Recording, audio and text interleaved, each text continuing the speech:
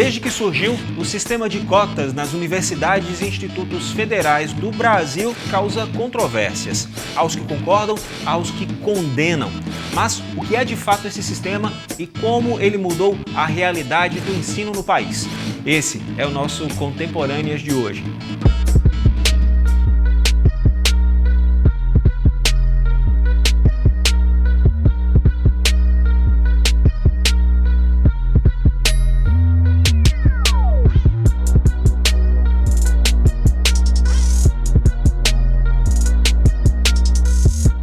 Seja muito bem-vinda ao nosso programa. Vamos começar explicando o que é o sistema de cotas. Oi, Beto, obrigada pelo convite.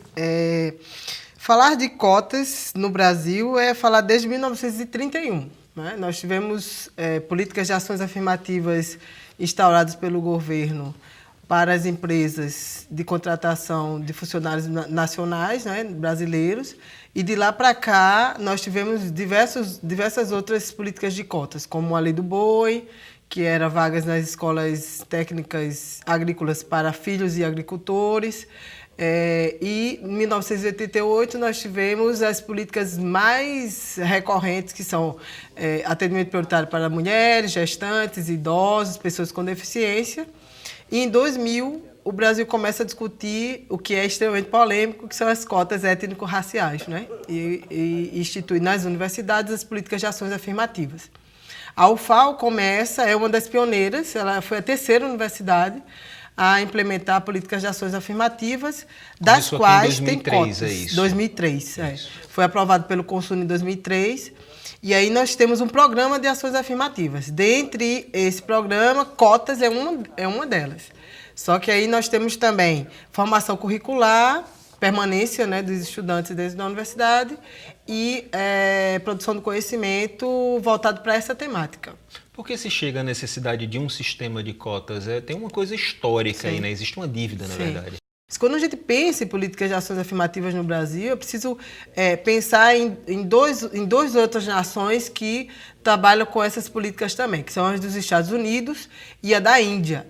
O nosso modelo de políticas de ações afirmativas é fundamentado na Índia, né? E está lá nesse mapa que o professor José Jorge Carvalho publicou em 2017, que ele vai dizer que o nosso modelo é pautado no da Índia por conta dos Dalits, que não tinham nenhuma ascensão social e não tinham espaços de poder, não participavam de espaços de poder na Índia. E aí a nossa política de ação afirmativa é para reparar, né, o que historicamente aconteceu em termos de descaso, desigualdade, da exploração das populações afrodescendentes. Então, é muito importante a gente lembrar e ler também, porque hoje em dia nós temos acesso, né, de documentos públicos. Inclusive, eu estava lendo anteriormente um relatório do grupo interministerial que fala, inclusive, sobre comissões de verificação fenotípica para combater as fraudes, né, dos concursos de seleções nas universidades, e que se falava que é importante entender que o processo de cotas no Brasil, que tende a ser temporário até o momento que o racismo também for temporário, né, que a desigualdade for temporária, de que essa reparação histórica ela tende a ausências de políticas públicas no que diz respeito à educação, à saúde, a acesso a bens culturais, a cidadania, né, a cidadania, acesso a bens culturais materiais e imateriais, porque se a gente for pensar um pouquinho só, vai tentar entender como é difícil, por exemplo, o acesso de muitas pessoas das comunidades mais carentes, que consequentemente são pessoas negras, né, que habitam nesses lugares, a terem espaços de lazer, a terem a possibilidade de ir a um espetáculo, né, de teatro, inclusive até o próprio cinema, porque o cinema anda muito caro, né, inclusive, né? Na verdade, o acesso do negro aos espaços de poder que continua limitado, né? Sem dúvida, sem dúvida.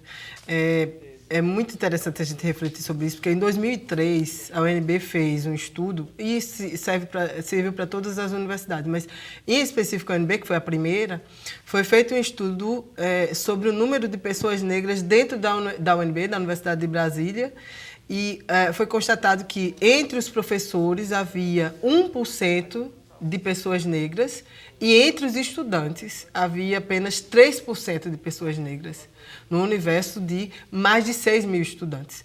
Então, as cotas elas começaram a ser implementadas no Brasil diante dessa ausência de pessoas negras nos espaços. E a partir do momento que as cotas começam a ser implementadas, essa presença de pessoas negras aumenta. Aumenta. A Indira Quaresma, que é a procuradora federal, na arguição dessa ação do DEM, né, impetrada pelo DEM em 2012, no STF, diz uma frase que eu me lembro muito e que eu gosto bastante, que ela diz assim: a Universidade de Brasília se coloriu. Então, isso é muito importante, porque nós entramos em determinados espaços, e inclusive aqui no estado de Alagoas, não é? E falava justamente sobre isso. Há ainda, não é, juízes, delegados, advogados, e eu estava entre esses colegas, e a fala é: ainda somos vítimas de racismo em Alagoas. Então, Alagoas, um estado de grande referência nacional, por conta da Serra da Barriga, não é? Que tem hoje o seu patrimônio cultural no Mercosul e em processo, inclusive, de patrimônio cultural da humanidade, de história de luta e resistência da população negra, ainda é racista.